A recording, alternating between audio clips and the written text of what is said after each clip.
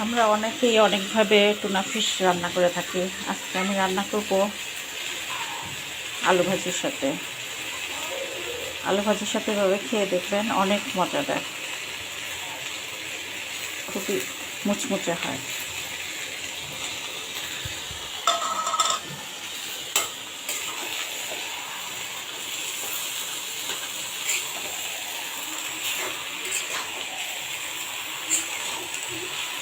Tuna ফিশটা আমার খুব প্রিয় একটা খাবার, আমি এভাবেই খেয়ে থাকি।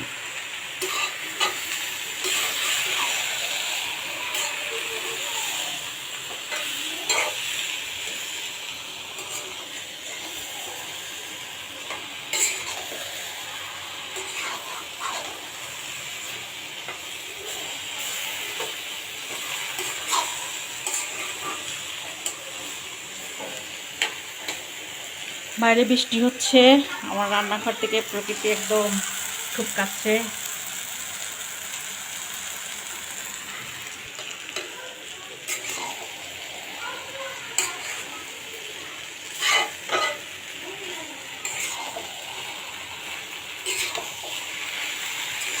টুনা ফিশ কার কার পছন্দ জানান।